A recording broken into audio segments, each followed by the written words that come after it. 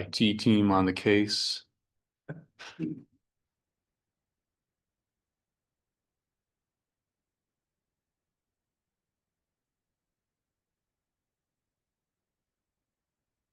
Share my screen.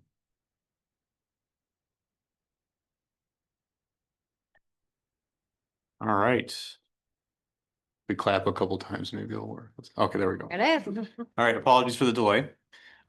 So I'm joined here by members of the Community Recreation Center Committee. And obviously this is not everybody, but I just want to emphasize, this has been a team effort. It's been a long effort. And we're excited to come here to present really the culmination of our work. So a lot of this information has been presented before. We've talked a little bit about the community workshop in our last board meeting. We've talked about the history of the committee at the two workshops that we've hosted. And today we really want to just culminate it for anyone who this is the first time that they've heard about this committee, or they're attending this meeting either virtually or in the audience tonight. Also just to kind of put this in the record for the future, essentially saying, and this is what we found. So tonight we'll get into the history and formation of the committee. We'll talk about its initial work and building up to the April workshop, and we'll get to the September workshop summary.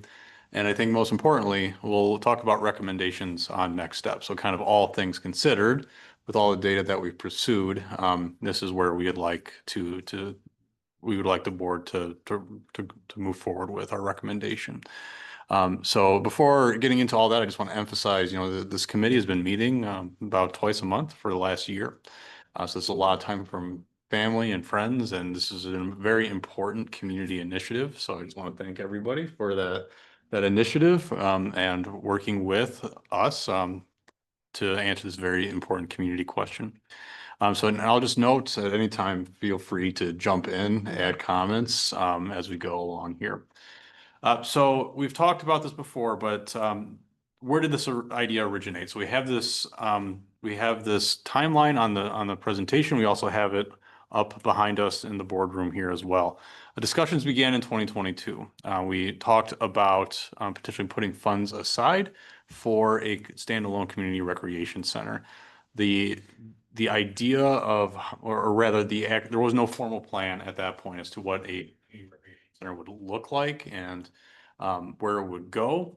So then as part of the strategic planning process, a committee was called in 2024 in order to say, okay, let's put some actual plans together as to what this could look like, and then also crucially get community feedback as to if this is something we should in fact pursue.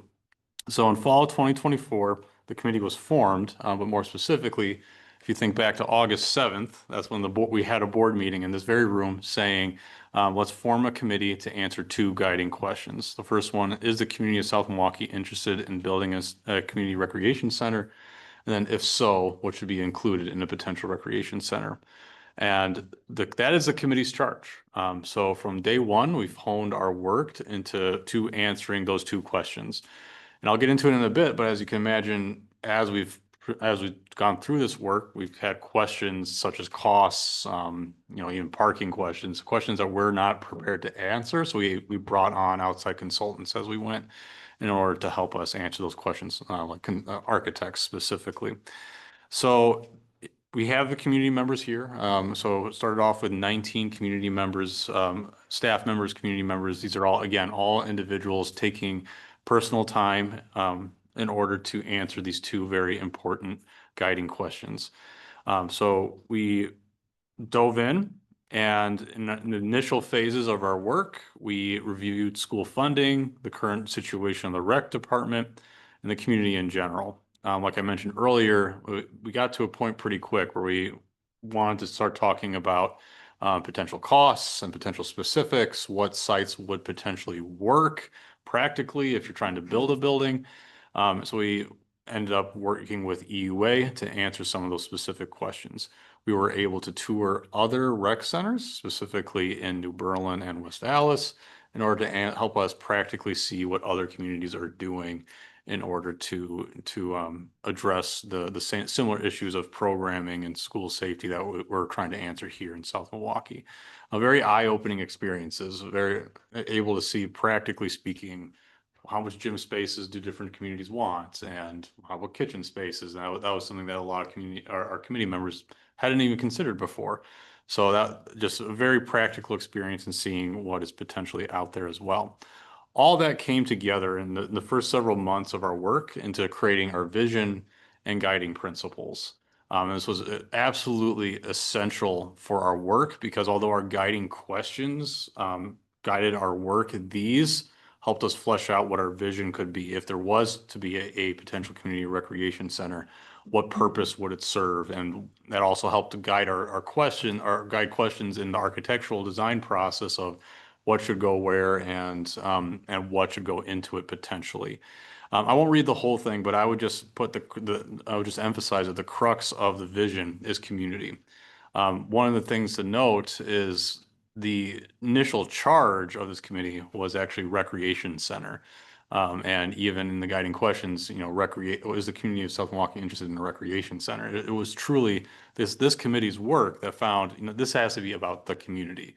And we built that into the vision and made that a core emphasis of this group is it's not just about recreation, it's about serving the community as a whole and being a benefit to everyone, students, adults alike. So our guiding principles guided our work, and we eventually had a workshop in April of 2025. And we got to a point where we said, well, look, we can invest a lot of time and effort into looking into architectural drawings, but we don't want to do that unless we have more input from the community. In order to give us essentially a green light to continue that work. So at that workshop, we had 120 people show. We presented the guiding questions to them. And we wanted to mainly figure out, is the committee on the right track? Should we keep going on this work and potentially present more information? The main piece of feedback we got was, a lot of you were there, right? So main question we got was, well, it depends. How much would it cost? So we asked the question, would you be interested in a standalone community recreation center? And the largest answer we got was, it depends, right? And we figured, we have to present more tangible cost estimates and bring the community into a discussion of costs to benefit in order to engage in further, more robust discussion. So in the summer, we dived deep. We worked with EUA throughout the summer in order to look at the site by Luther Elementary, talk about what that building could look like, talk a lot about costs of different aspects of the facilities. And we also looked at a library partnership. So back in June, we sat down with the city and dived into details about could we potentially put a library on this facility. Through that process, we determined that now is not the time to pursue that partnership. But all that to say, we really tried to look under every rock, pursue every option we could, and we focused every meeting in the summer towards our September workshop. And that takes us to the September workshop where we had about 70 to 80 people come and we received 72 surveys. So participants were invited to participate in a program preference survey, and that's going to be the crux of the data that I'm going to present over the next couple of slides. So there's a brief presentation, about 20 minutes long, and a lot of similar information and slides actually on this presentation were presented at that workshop. And then we went into cost projections with potential tax implications on those program surveys. So essentially said, would you want a gym? This is how much it would cost. You want 2 gyms? This is how much it would cost. And put it together, and then you have your ideal rec center. Because I think everybody has their own perception of what that could look like or shouldn't look like, really. And everybody in attendance was given the opportunity to fill out a survey and at the end say, we should move forward, maybe we should move forward, or let's not move forward with this discussion. And that's the key point of data that we'll show on the next couple of slides here. So to summarize the workshop, and there's a whole summary on BoardBook, which has this information. So for anyone in the public who's watching, feel free to utilize that information. We'll be putting that on our website after this presentation as well. We did have, oh, Can you go back to the previous slide Yep. for 1 second? And just talk about the cost estimate and then what the tax implication would be for that? Because I think that was a big part of what the discussion was at the tables. Was what would this actually cost me on my home here in South Milwaukee if the board would choose to pursue this option? yeah, so that $48 million example that you can see the pictures on the bottom there. So 2-level facility, 3 gyms, walking track, fitness center, and a pool. We were projecting that to cost some $48 million. That's all things included, construction, architecture, contingencies, putting the treadmills in the facility and such. It was not the operations. So the staffing was not included in that cost. All to say that $48 million facility was projected to cost some $300 for the average taxpayer in South Milwaukee. So that was on the program preference survey.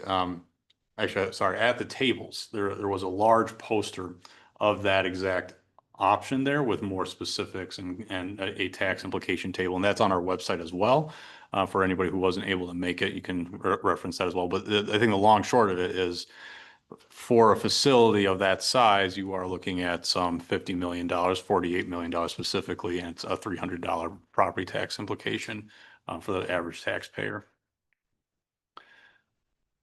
And we'll get to it in a bit, but at the end of this, we'll talk about comparing that cost to pursuing the Y, or the old Y, as an option, and how it truly is a different calculation altogether. But I don't want to get too far ahead of myself. I'll get to that in a minute. So, yeah, all that to say, we had at the end of the workshop, participants were invited to turn in their surveys and basically say, yes, move forward, maybe move forward, or no, basically not interested in moving forward. And we collected those surveys, and as you can see, 39 of the 72 participants said yes, 18 said no, and 15 were on the fence. So we had, again, 72 overall participants over 13 tables. And I'll just note, obviously, South Milwaukee is a lot larger than that, and we'll get into some of that in a bit. But essentially, what we got from that survey was attendees specifically. There was more in favor or on the fence than against, and that's a key point as we move forward. So to summarize the yes and maybe votes, so the 54 people who either said yes or were on the fence, the majority of those responders recorded a preference of seeing a 3-station gym with a walking track. So 57% of responders said that was a preference, with 15% saying 2-station, 17% saying no, 4-station, and 11% not responding. We saw similar results as far as, or more definitive results, I should say, as far as the kitchen. So we saw a lot of people, 54% of responders saying pursue a large kitchen, something that can be used for culinary classes, et cetera, rather than a small kitchen, something they can primarily cater out of. So then, as far as the fitness center, you can imagine the fitness center here in the high school is very valued. That was something that we saw as a high value amongst responders too. So 61% of yes and maybe votes said we really should have a fitness center and really should have a fitness studio with it. One of the most interesting points was related to the pool. So responders were offered to reflect on, do we include a pool in this facility? And 62% of responders said yes. And then I'll just hint that in a couple slides, I'll show there were a lot of comments on either side of that, basically saying, don't pursue this unless there's a pool, and other people saying pool is something that might break their decision. But ultimately, as far as the responders are concerned, pretty definitive that the people who were there were very interested in a pool. So as far as the no votes are concerned, the majority of them did not provide any program specifics on their survey. They participated in the discussions and then turned in their sheet and said not interested. And they didn't say, hey, include 3 gyms, which makes sense, right? Because if you're going to say no, then your answer is no. You're not saying, well, no, and build something, right? So the majority of the comments from the no votes reflected the concern over the potential tax implications and costs associated with a community center, which makes sense. Again, we're looking at that $48 million price tag, again, a $300 increase on property taxes. So that was an overarching concern that we saw from a lot of the no votes. So as far as we also had some questions on demographics. So we had the majority of responders were individuals who were in South Milwaukee for 21 plus years. So 70% of responders have been in South Milwaukee for 21 plus years. And the majority of participants were participants of rec programming. So the fitness center, adult programming, et cetera, before and after care. The vast majority of these participants had participated in some way in rec programming. So, anything that committee members, anything you would want to add from the surveys, the program, the workshop, before I move on here? Well, just the people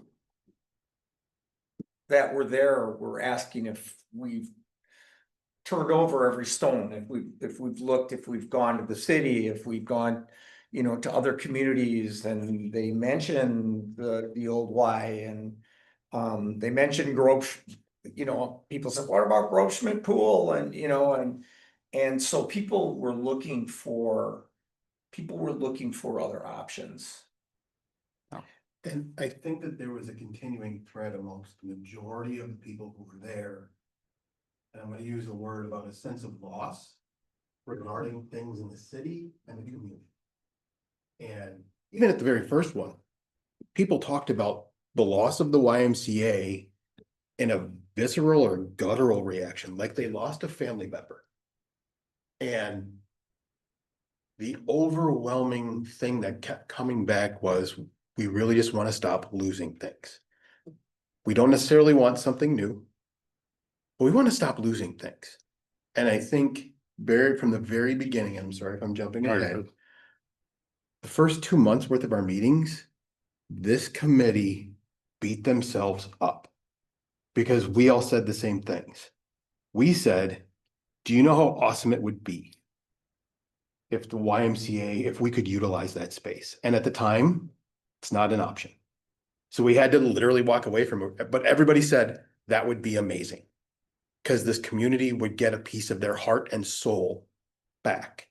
And it's the conversations I've had since then, since this has come out, honestly, probably 30 people have said the same thing. No way.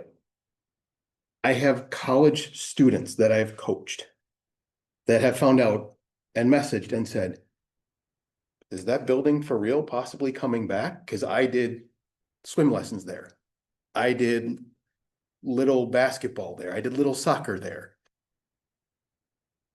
College age students who you would think don't pay attention are hearing it and communicating back. There's something to be said about giving the community something back that they've lost that is very powerful. Stop now. No, thank you. That's actually a really good segue into some of the comments that we received. So just to build off that, yeah, so even among the yes votes, we saw a lot of comments. So we had 11 comments, that's between yes and no votes specifically, saying, hey, look into Plan B, look into other options, specifically other partnerships with other districts or with the city or some other municipality. That came up in a lot of the comments that we saw. So just, we heard that a lot at the workshop. Again, even among people who are saying, we love this idea, but really make sure every rock is overturned. And like I mentioned earlier, pool was also listed as a high priority in 9 comments. But I would just piggyback off what Jeff said here, that, you know, in the early days of this project, we were talking about what are some other options that we could pursue. And we also looked at the same time, what the constraints of Fund 80 are. And just to emphasize, you know, we talked about, you know, those Fund 80 dollars really are designed for the use within South Milwaukee.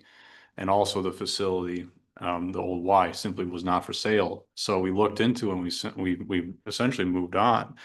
And I think this is just, again, kind of going to what we will recommend in a couple slides here, just really a source of excitement about this potential to pursue this option for a lot of the reasons that you mentioned, Jeff, about adding to this community and also through finding efficiency through joint partnerships. It's one of our guiding principles is the wise stewardship of public resources.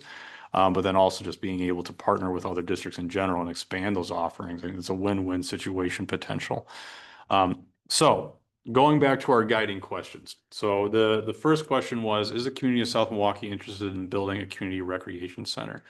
As a committee, we're reporting potentially yes. And I realize that's not a hard, stark answer to that. But we want to put that caveat there because what we saw is no matter what kind of community survey community feedback sessions we do, short of a large professional community survey, we're going to be limited by the numbers of people that are in attendance. You can imagine that even if 500 people came to the workshop, which would have been amazing, we would still be a fraction of the overall population of South Milwaukee. So we are saying what we've heard back so far is a potentially yes. But it's also worth noting that there are large concerns about costs and tax concerns in our community. We want to emphasize that and acknowledge that because that was a key point we've heard from yes and no votes in the workshop. And then the second question, if so, what should be included in a potential community recreation center? We heard pretty strongly that a 3-gym space with a walking track is a large priority, as well as a large kitchen and a pool. Those were 3 items that came back from the survey, pretty clear. The program preference survey came back pretty clear from the responses. So all that to say, our recommendation at this point. So given what we've talked about, we referenced that the loss of the Y was something that the whole community felt. It was something that we pursued from the very beginning. We are recommending to continue to pursue the purchase of the old YMCA. Like we mentioned, it was brought up continually over the course of the past year. And it's also the most cost-effective solution, as instead of having that $48 million facility, you're looking at less than $5 million potentially. And you're looking at renovation costs, obviously, on top of that. And the fact is, in the current model that we're pursuing, those costs would be shared between to purchase the facility 2 communities and to operate amongst 3.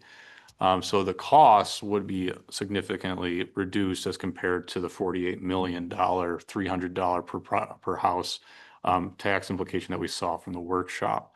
And then building off that community feedback point. So in the event that the purchase of the old Y does not materialize, given the constraints that we saw from the community workshops, we actually had less people come in the second workshop, so we went from 120 to around 70 or so. No matter what we'll do, we'll always be constrained by some limit, right? Again, even if 500 people came, there wouldn't be everybody. So in the event that the purchase of the Y does not materialize, we recommend pursuing a professionally conducted community-wide survey, one that could actually be sent to all the homes, and we would review the feedback from the community, and ideally, reflecting some kind of data based option of something similar to what we heard from the workshop. So we're excited to be able to present these two points, especially given we were leaning especially to that second point. We'll pursue a survey and get more data. And at this point, we're really excited to look at that first bullet point, so given that now pursuing the old Y is on the table and is an option. So I'll just turn to my team here. Anything else you want to provide with that? Yeah, I'll make a few comments. First of all, Dan has done an outstanding job with this committee. I really appreciate him and all of the committee members. The purchase of the YMCA. Now, I haven't seen this place for 40 years when my kids took swimming lessons and the Little Bucks basketball back and then. I really don't know what's in there right now, but I think we have a heck of a lot of potential there. There's programming we can do there that we can't do in a school. We don't program during the day when kids are in school. We just can't do it. And besides the traditional type programs that we run, there's a host of other new types of activities we can get involved in. Not only get involved in it, but we can collaborate with St. Francis Cudahy at the same time.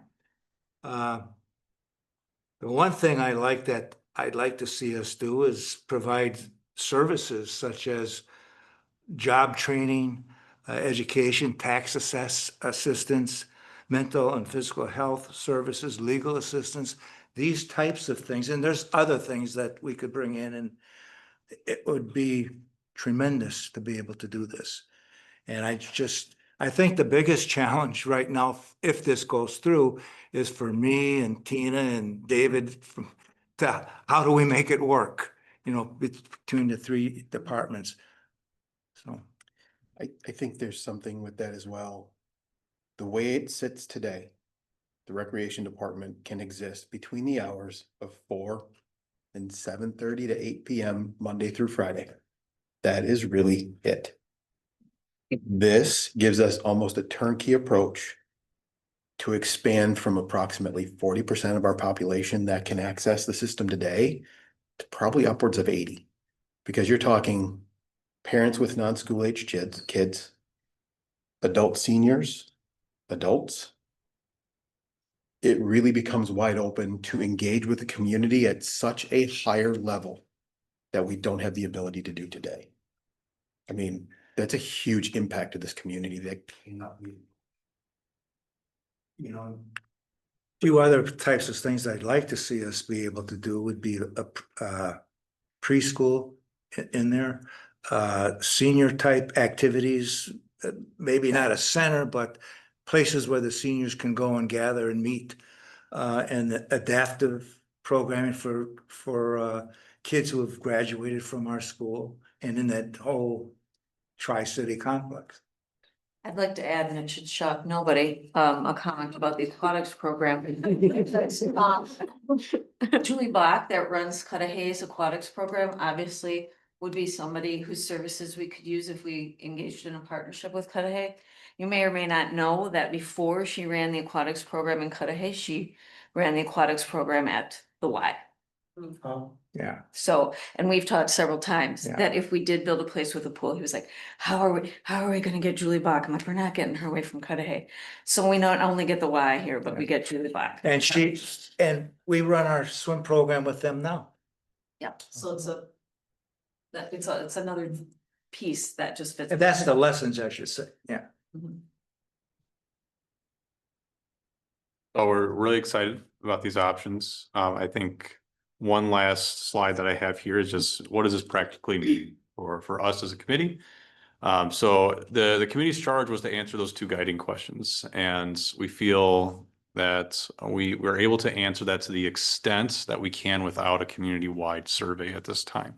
And given the pursuit of the old why, we do feel like we can present this information and essentially cease our work. So given that the questions have been answered, we're recommending essentially that this committee stop its work. The meetings twice a month would essentially stop, unless called upon by the board to meet up again, whether that's a community survey or some other capacity if the pursuit of the why doesn't come to fruition. So it's kind of a bit bittersweet, right? And we're here after all this work, but excited to present this information. And just to really emphasize, really excited that we can present this information and have the potential to have a potential community recreation center online and, all things considered in the fairly near future, especially considering the alternative of getting construction done, building, occupying, we're looking at a much faster timeline. And this, again, just a more cost-effective option too. So just excited about the potential. And again, just want to thank everybody on the committee and all their work and time into this. And that's really our report. So would welcome any questions you have, but otherwise, just want to thank you for this opportunity that we've had to work together. And I think you'll you'll see us in the community and supporting this initiative, and just looking forward to hearing more about this continued work, as we'll continue to put information on our website, have this as a standing item on our agendas as far as updates with the potential purchase of the Y. But I think with that, I'll turn to you guys, see if there's any questions you may have. Community-wide survey, I know we had mentioned that like Oak Creek had done that when they were going towards their pool. Any idea the response rate on something like that? Like talking about like, being constrained by numbers, like what number do we want to be at where we're like comfortable that, we know yes I or think no? that's the tough thing, and I couldn't give you an exact percentage right now. But I do think no matter what percentage, it would be more than the 500 that you would get from a workshop, right? And those professionally run surveys, they get a percentage back that is statistically significant that can guide these questions. And I think that's the main thing to know. The couple of agencies that do those types Yeah. of surveys for communities, School Perceptions is one, and they have a threshold. They'll look at your whole community and say, as long as you get this many surveys back, that's indicative of the whole community's feedback on, and here's the likelihood that the community would like you to go forward. And they do that with all kinds of statistical analysis, and they're pretty accurate, outside of one or two that they've not been able to predict the community having support for something or not.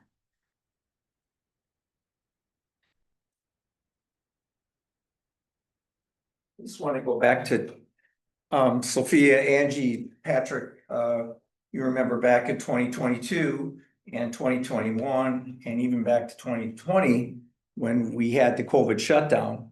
And it was like a realization to us at the time that this community, that this was a void in this community, not to have a community center for kids. And that's kind of where this came from. And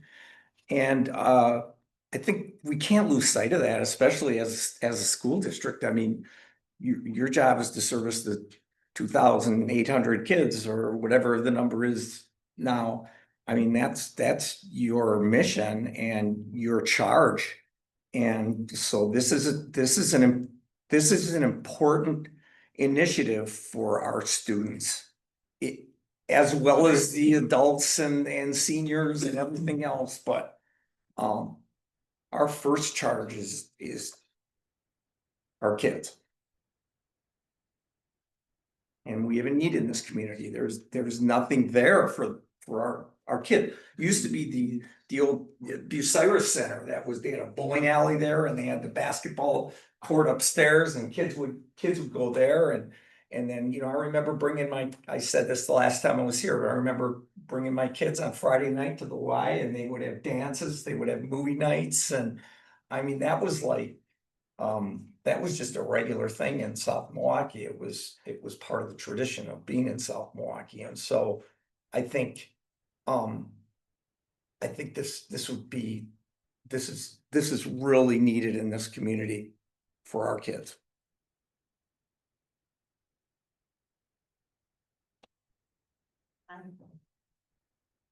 One is a little bit on target, but what hours do we allow the community to come into the rec center? They come in all day long right now. What time do we, 5:30 in the morning until we close at 8:30 at night. And then even later than that, because we got rec basketball going on until 10:30 tonight. Yeah. I think, so first of all, thank you, coming over.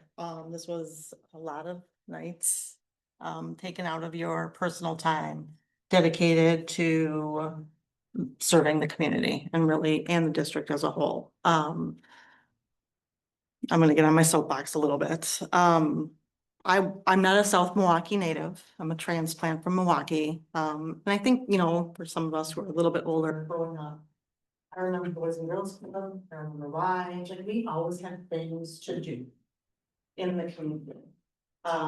Came here, and South Milwaukee is very much a small town vibe. Everybody cares about everybody.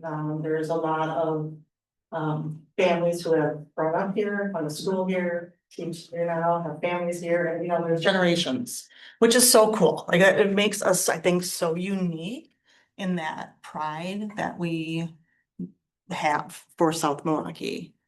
When I got on the board, I always, one of my messaging is like, a school district is the heart of your community. If you have a thriving school district, people come.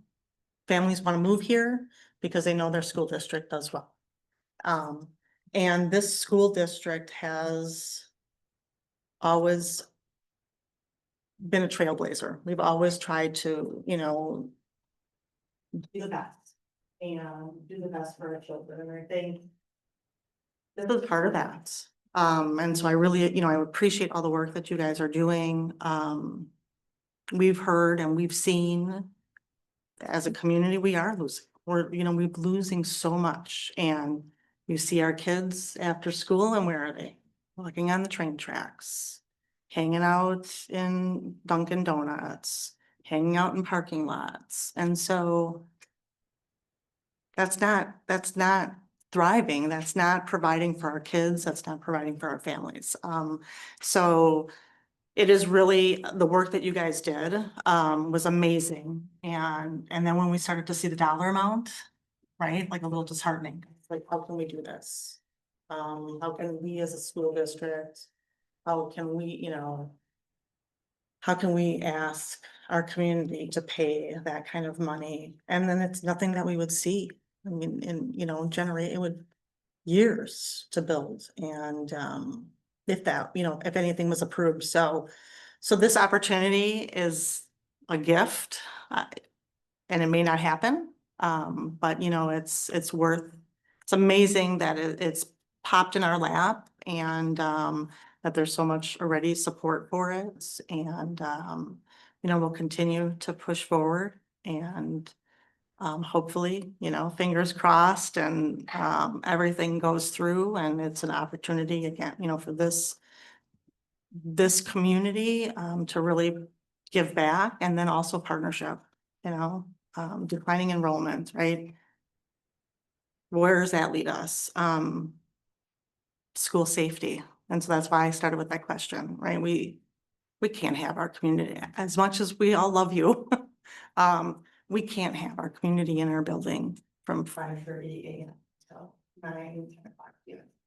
It's not safe for our kids, you know, it's so wide open and it's just not, we're not who we were 20 years ago. So it's another thing that our community will lose eventually. And so hopefully, we can replace that with something new and better and shared learning, so. That's my soapbox.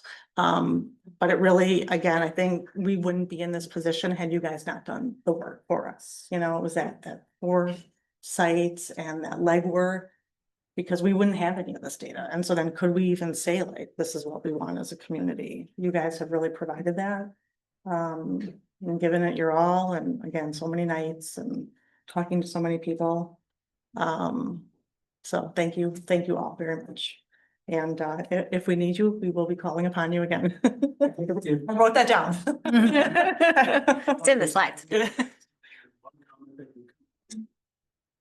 For a lot of the individuals who have been in this community for a long time, was that this building was supposed to be the center of the community.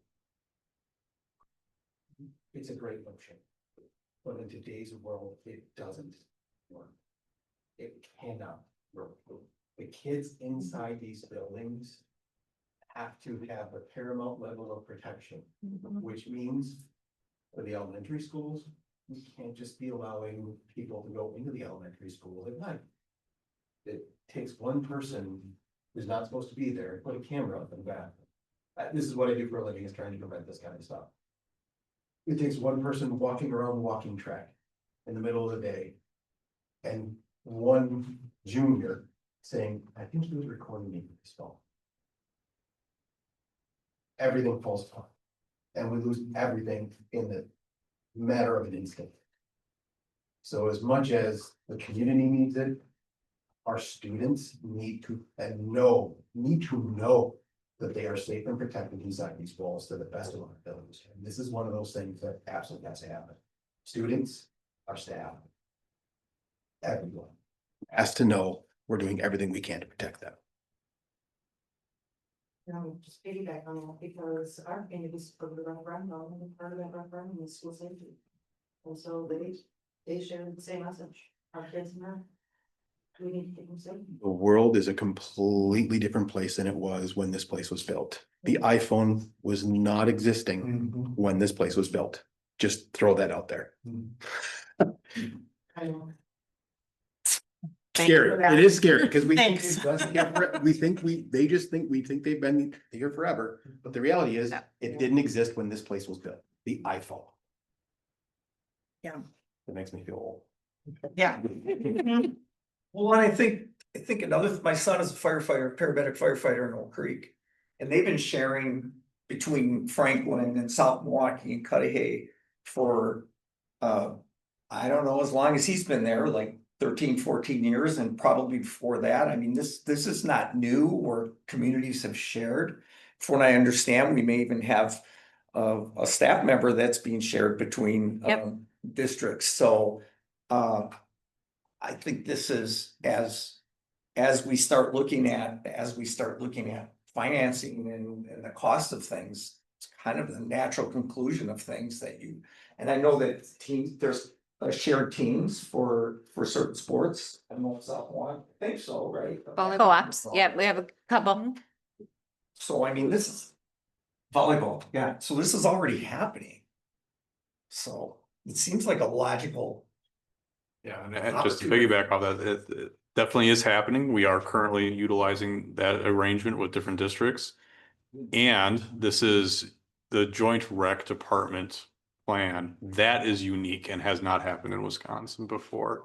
And that's what we have the precedent, and like it does work in different capacities. It is possible to own facilities with other districts, so we know that's possible.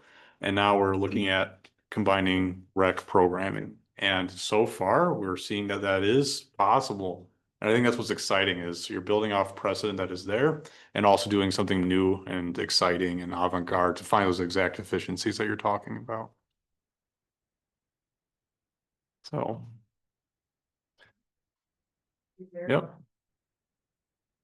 Thanks for giving us an opportunity to do this. Appreciate it. Thank you. Thank you. Right, thank you.